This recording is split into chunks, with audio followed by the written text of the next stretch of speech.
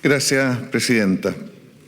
Yo no voy a caer en discutir con visiones que piensan de que el actual gobierno es la matriz de todos los males y de que este es un país estancado, con mediocridad, producto de que se quieren hacer reformas y cambios estructurales.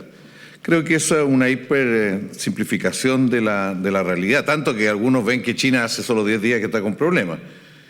Yo creo que es legítimo que la oposición trate de llevar las cosas a ese extremo, pero no creo que eso ayude mucho al debate. Bueno, a mí me parece que efectivamente estamos, y el informe en eso es bien claro, un escenario riesgoso de baja, que estamos con un problema severo, que hay riesgo de mayor inflación, que el PIB potencial está en lo que está, que el impulso externo no es un factor hoy día que permite pensar que esto va a agarrar vuelo. Frente a esto, lo primero que diría, hay que ver bien lo que está detrás, no sobre reaccionar. Lo peor sería cambiar la tasa de interés o que el Banco Central no se coordinara con Hacienda. Yo creo que lo mínimo que esta sala debe pedirle al Banco Central que tenga el máximo intercambio y coordinación con el Ministerio de Hacienda para que no se repitan algunas cosas que ocurrieron en otra etapa. A mí me surgen preguntas, muchas preguntas, pero especialmente creo que hay que discutir cuál es el carácter de esta coyuntura, de qué estamos hablando, es un tema cíclico o estructural, eso hay que discutirlo y hasta qué punto. ¿Y cómo vamos a recuperar el crecimiento? Porque de eso depende cómo vamos a recuperar el crecimiento. En el análisis, que me parece muy completo, muy a fondo, hay una cierta suposición de cierta continuidad. Con discontinuidad, pero básicamente cierta continuidad. Es verdad que tuvimos muchos años con el boom de China y del cobre, pero ahora hay un cierto supuesto de que hay cierta continuidad. Yo personalmente no creo en que vamos a recuperar una senda de crecimiento con austeridad fiscal, con que se va a disminuir la incertidumbre que asocia a alguna reforma y solo con estabilidad de la política monetaria. Creo que estamos en una situación bastante más compleja que esa. Creo que no hay que dejar de lado otra hipótesis, es que estamos viviendo un problema más estructural, que puede ser más o menos profundo ese escenario más estructural. Yo creo que esto de que China quiere irse desde la inversión hacia el consumo interno, hay que tenerlo muy presente, porque ese consumo puede obligarnos a hacer un cambio en nuestra estructura de exportaciones muy fuertemente, si es que realmente China va a derivar hacia desarrollar su mercado interno, a que haya aumento del consumo de esa tremenda población. Pero en este escenario de cambios estructurales, yo creo que es importante ver alternativas de crecimiento y riesgo asociado a esa alternativa de crecimiento.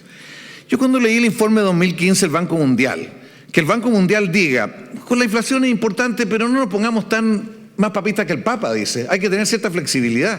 Y el Banco Mundial dice, en los equilibrios estructurales está bien, pero dentro de ciertos rangos, aquí lo que importa es recuperar una senda de crecimiento.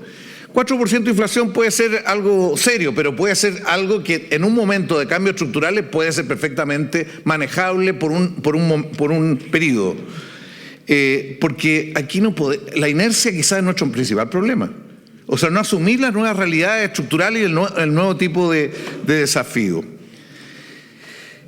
Me parece bien que el Banco Central esté centrado en la inflación, pero creo que quiera o no quiera, el Banco Central, en fin, todos tenemos que preguntarnos cómo recuperamos una senda de crecimiento.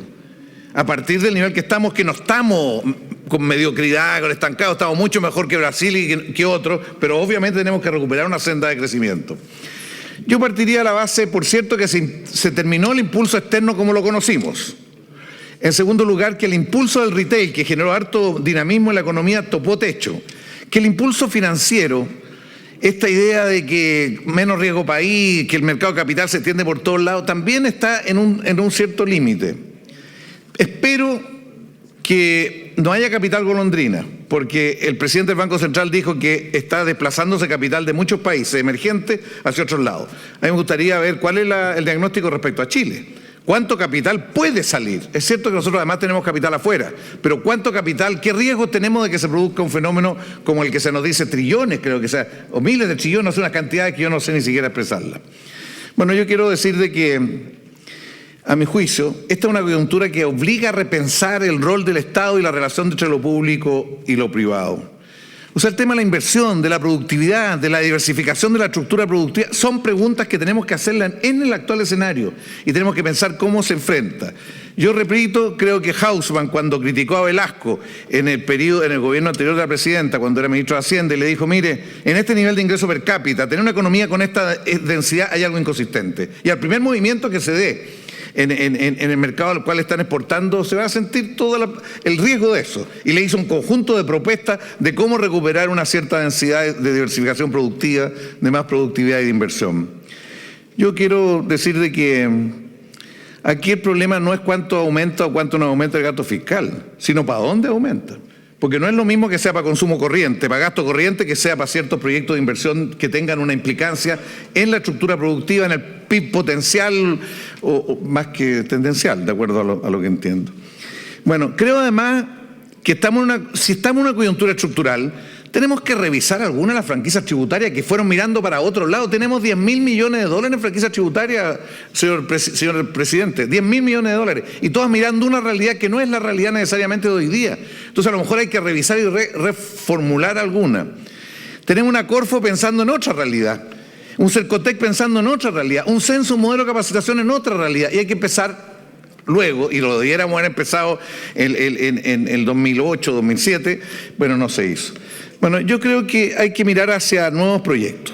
Y creo que el tema de China y la eventual derivación hacia el consumo, debe haber un equipo, viene llegando el ministro de Economía allá y ve que hay un campo muy importante y que están pensando y que se pueden hacer otro tipo de proyectos con los chinos. Vemos que en capacitación no podemos seguir con que las plantas de energía solar las estén construyendo trabajadores búlgaros, que es como el ejemplo extremo. Y técnicos búlgaros porque no hemos preparado gente a pesar de ser el país con más potenciales en energía solar.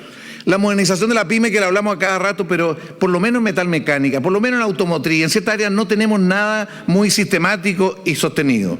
Sé que en energía es una área donde hay bastante inversión, pero creo que aquí hay que pensar un desarrollo más consistente, particularmente de la energía solar. En residuos, como base de producción de energía y de mejor calidad de las ciudades, no tenemos nada. Bolivia está mucho más adelante que nosotros en esta materia. Y lo repito una y otra vez, no porque no valore lo que hace Bolivia, sino que nosotros tenemos una manera de concebir el rol del Estado que nos impide adelantarnos en ciertos procesos. El Fondo de Infraestructura me parece una cosa muy importante y que ojalá entre todos ayudáramos a que eso no fuera solamente una idea, sino que fuera algo lo antes posible en acción. Yo sé que el Banco Central tiene que hacer las proyecciones de estas variables que nos ha dicho acá. Pero creo también que es bueno que haga, y probablemente lo hacen ustedes internamente, escenarios distintos. Y tenemos un escenario que puede ser muy distinto al que venía, que empieza a gestarse ahora y que este escenario nos puede llevar a una situación crítica o nos puede llevar realmente a una adecuación, a un cambio, a una modernización de la estructura productiva y a reorientar líneas de desarrollo, con un Estado que juega un rol mucho más proactivo, con una nueva Corfo, por decirlo así, entre otras cosas. La verdad que es bueno que el Banco Central también nos dé luces en eso, porque esto no es un escenario más del IPOM. Este es un escenario que obliga a enfrentar las cosas de otra, o a empezar a pensarlas de otra manera, porque si no puede que nos encontremos un poco tiempo más de que tenemos estancamiento, que tenemos una serie de problemas y no nos queda otra que recurrir a los recursos que tenemos en el FES, en el fondo, y la verdad, volver a hacer lo que hizo Velasco, que no tuvimos crisis, pero nos gastamos 9.000 millones de dólares y no incorporamos ningún cambio en la estructura productiva, ninguna perspectiva más de futuro. Ojalá que eso no nos ocurra ahora, y yo creo que el Banco Central es un actor y además una opinión fundamental para pensar el futuro. Muchas gracias, señor presidente.